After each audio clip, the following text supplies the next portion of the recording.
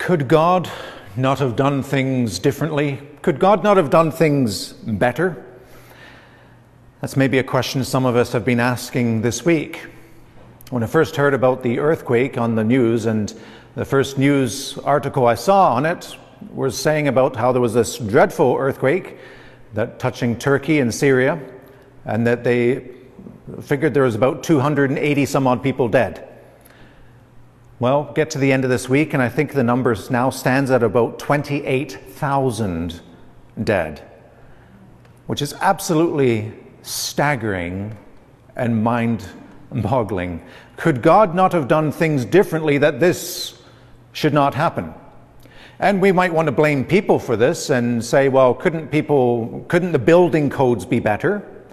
And maybe the building codes were good, but maybe it's a case of, couldn't the builders build according to the building codes better? And I think there's arrests actually happening even now against people who have been building buildings.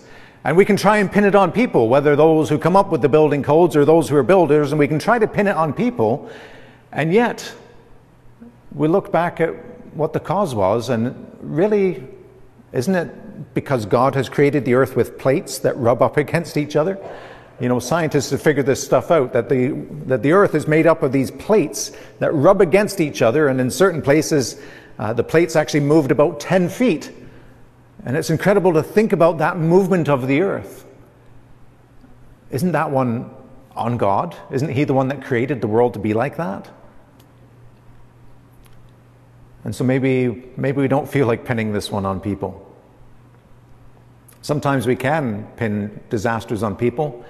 Thousands of lives have been lost in Ukraine. I looked that up recently too, and I think it's up to about 7,000 civilians that they expect have been killed in this Ukrainian war, and it's about 200,000 military members, including both sides.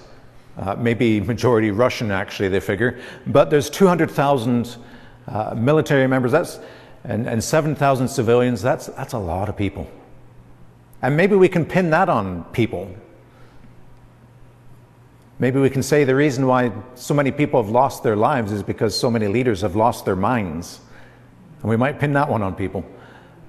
But when it comes to an earthquake, can we really pin that one on people when God is the one that created an earth that will shake?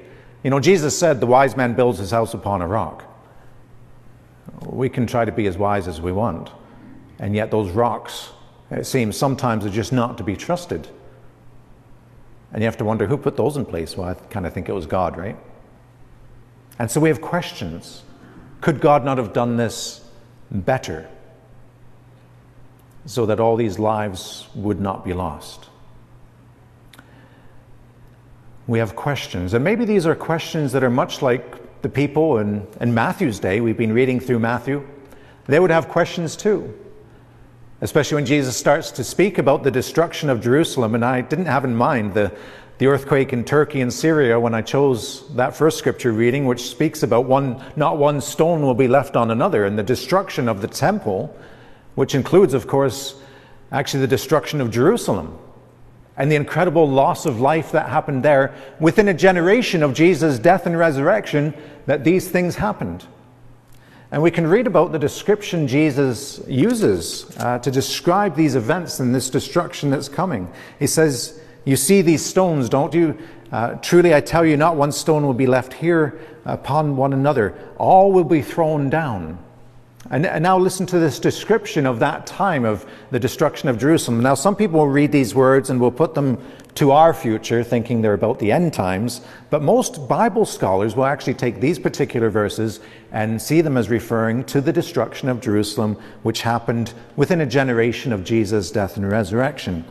And so here's how Jesus is describing that monumental event to come. He says this: so when you see the desolating sacrilege standing in the holy place, as was spoken of by the prophet Daniel, let the reader understand, then those in Judea must flee to the mountains. Now notice how this is very specific to geography here. In other words, if you're a Jesus follower, don't get caught up in trying to save the city. Just flee to the mountains. Just get out of there, because it's not going to go well for the city. It is going to fall. Just get out of there. The one on the housetop must not go down to take what is in the house. The one in the field must not turn back to get a coat. So here's really speaking about how it's going to come suddenly. The Roman armies are going to come, and it's just going to be an urgency to it. Get out, get your family safe. Woe to those who are pregnant and to those who are nursing infants in those days. Now notice how Jesus includes here the fact that there's going to be innocent people here. Think of infants and nursing mothers. Think of innocent people who are going to get caught up, and it's not going to go well for them in this disaster that's coming because of the Roman armies coming. Woe to those who are pregnant and to those who are nursing infants in those days. Pray that your flight may not be in winter or on a Sabbath, for at that time there will be great suffering, such as has not been from the beginning of the world until now, and no, and never will be. And so here's Jesus speaking about the destruction of Jerusalem, and you can think of people in Matthew's day saying, well, couldn't God have done things differently?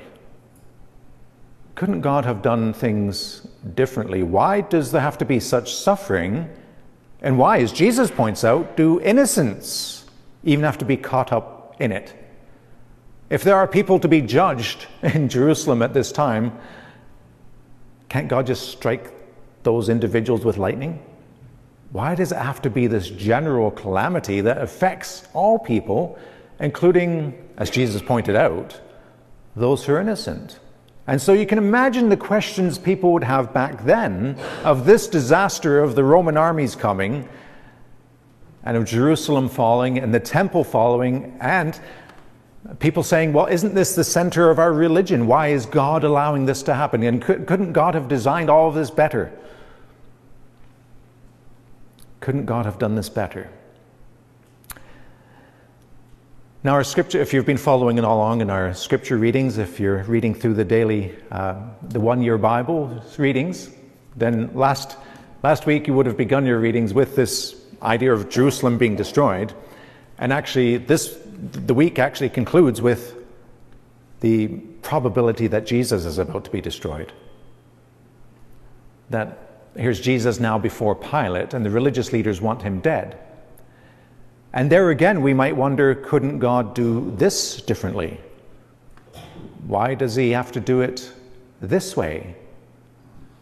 Why is it that Jesus, that he should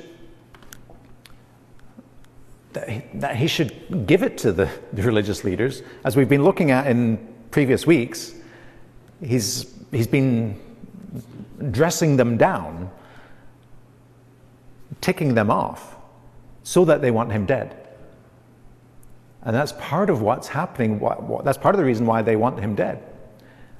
The other part is that he's obviously, in their minds, a blasphemer, claiming things that no mere mortal should claim. So why couldn't Jesus give them more proof? Now, he's been doing miracles, yes. But why couldn't he do miracles that there'd be absolutely no question about, that the religious leaders, rather than wanting him dead, would fall in line and say, yes, this is the Messiah. This is the one who will lead us to a better day. Why couldn't he give them better proof of himself? And people around the world today are wondering that exact same question. Why can't God give them better proof of himself? Especially in the face of natural disasters and earthquakes that take the lives of thousands and thousands of people, including absolute innocents.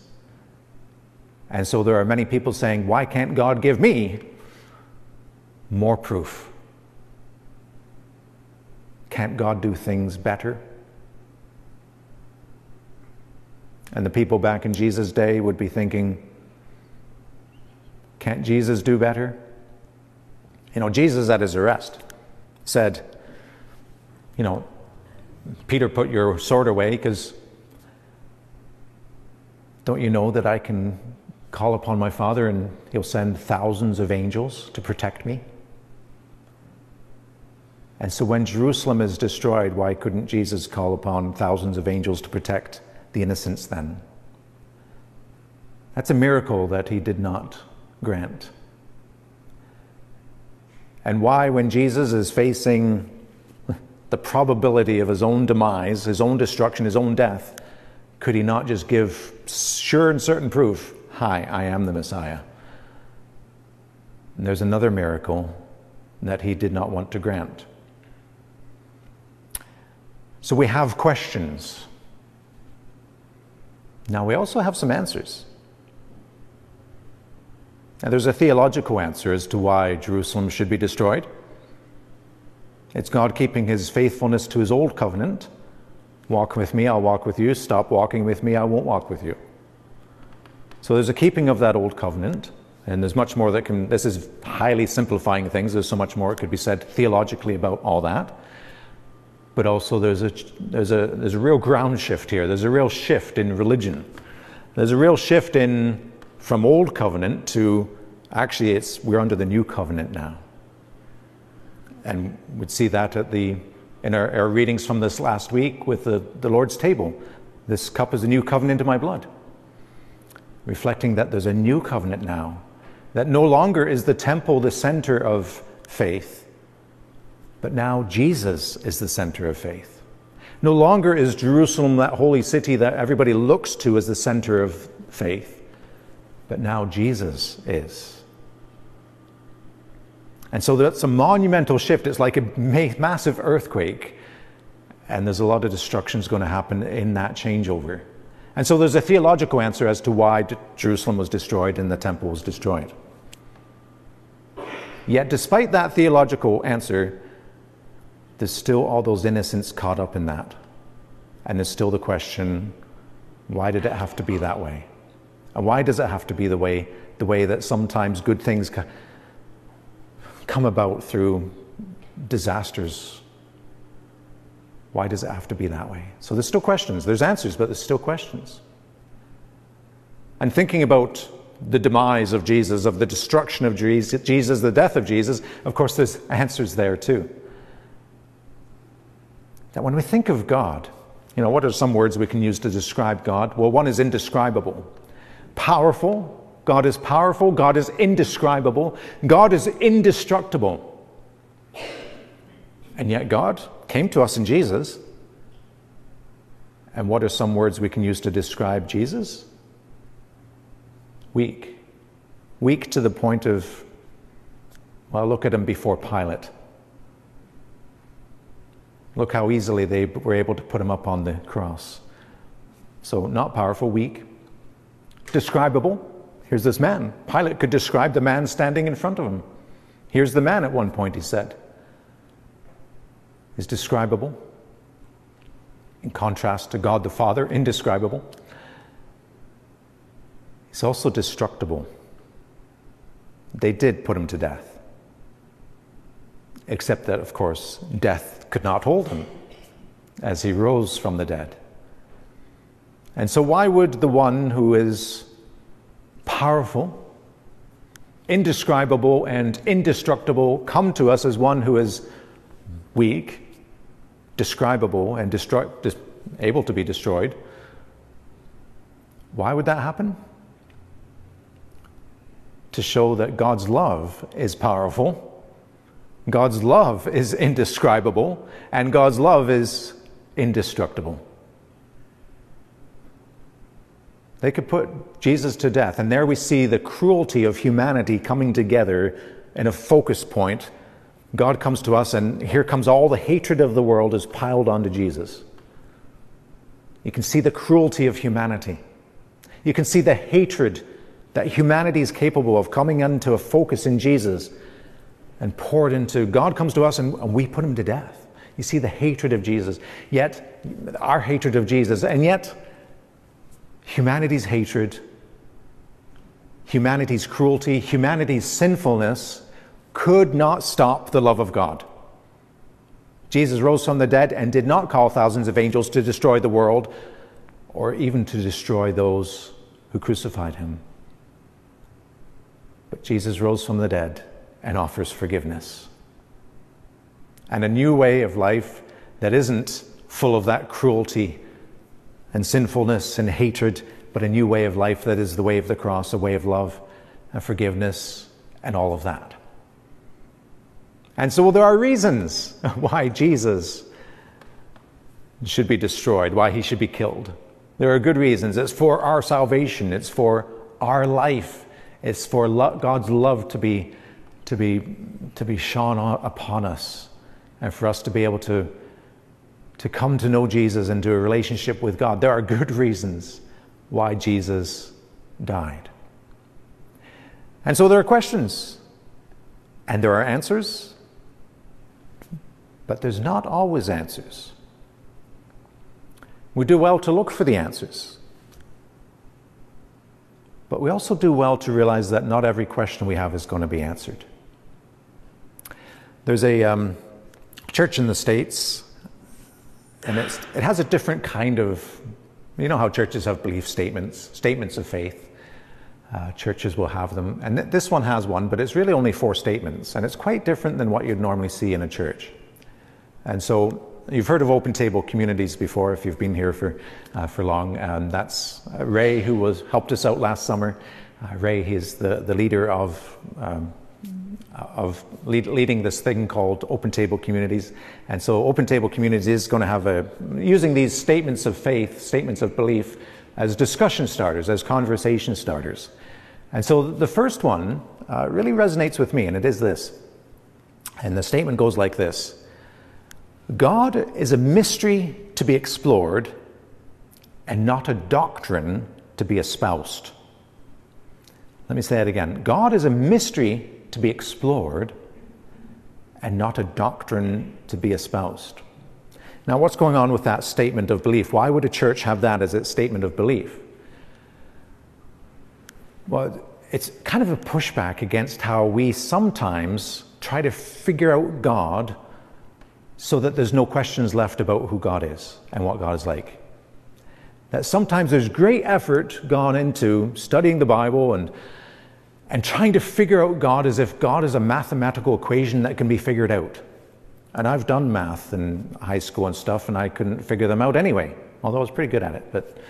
But sometimes people treat God like a math equation. It can be figured out. It can be solved. God is a problem to be solved. God is something we can figure it out, and there's no mystery left, nothing left to figure out.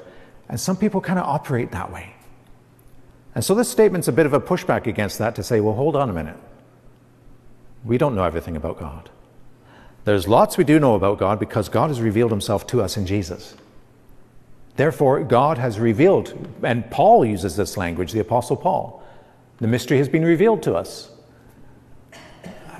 Yeah, we can now see what God is like supremely through Jesus.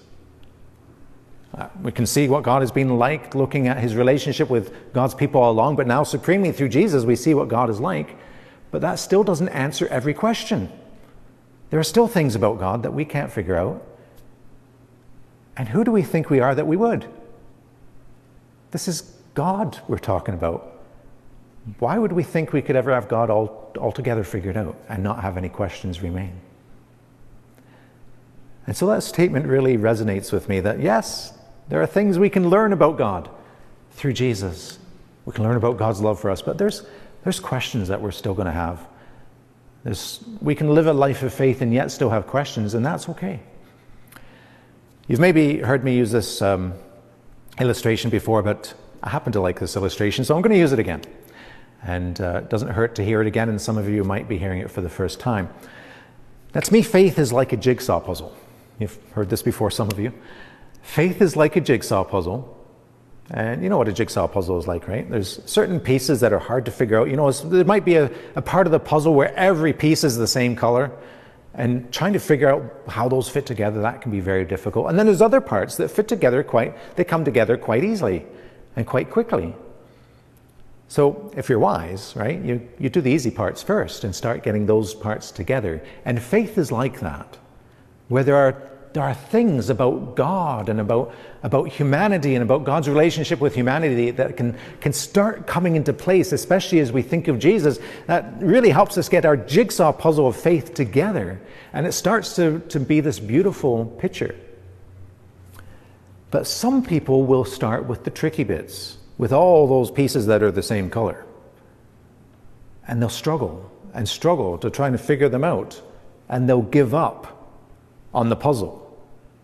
And some people will do that with faith. They'll give up on faith because there's certain bits that they can't figure out. Like, how could God allow 28,000 people die just in an earthquake like that? Couldn't God have built the earth better and not out of plates, but built it out of plastic or something? Who knows?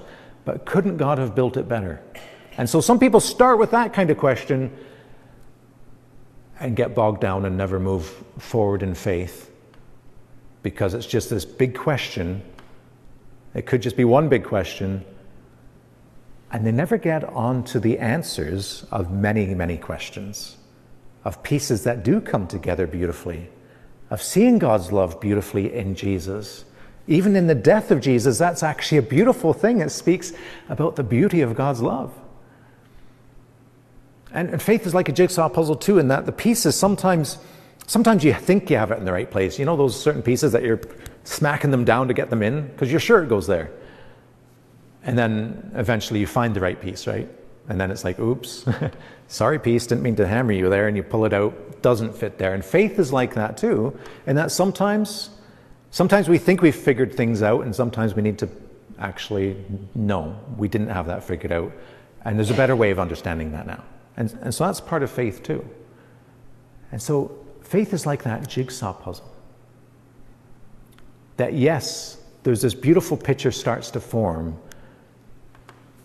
if you're willing to look at the whole thing. And some people's faith, it's like they have a little, it's like having this 10,000 piece puzzle. Yet some people, if they can get 100 pieces together, they think they've done it. And there might be all kinds of questions they've never even thought of to ask.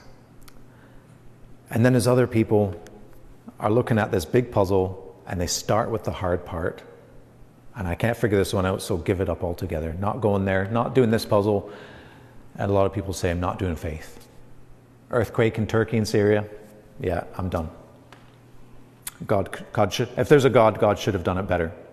That's my answer. Well, some people will say, oh, there's so many other questions to ask. Like, why Jesus? Who is Jesus? There's so many other questions to ask. So let's start to bring this to a close. Although I see by the clock here, I could just keep preaching. This is great. No, but I won't. I forget how I was going to conclude this, though. I've never been good at conclusions, you know that? That's why I just keep preaching, because I don't know how to wind them up. All right. Oh, yes. Could God have done things differently so that we'd live in a world where 28,000 people wouldn't be killed in an earthquake? Could God have done it differently? Well, perhaps. But God didn't. This is the world we live in. This is the world we live in, where there are earthquakes, and there is cancer, and there is diabetes, and there is Parkinson's, there is Alzheimer's, there's even COVID, and many other viruses and pandemics before that. This is the world we live in, and yes, it's a fallen world, and so there's some theological answers in there too. But again, we still might wonder, couldn't God have done it differently? Well, maybe God could have, but God didn't. This is the world we live in. And if you have the eyes open to see it, this world we live in, there's a lot of beauty in it. Even at the cross, there's a lot of beauty there that if you have the eyes to see it, there's enough there to say, yeah, God really is, and God really is for us and not against us. We see that by the beauty we see. And yet, there's still the questions of those dark things in life. Why those? It's okay to have questions. It's okay to have the questions. But do we have the eyes to see the beauty? And to see those questions that have been answered for us? Does God love us? That's been answered. Absolutely yes. Let's pray.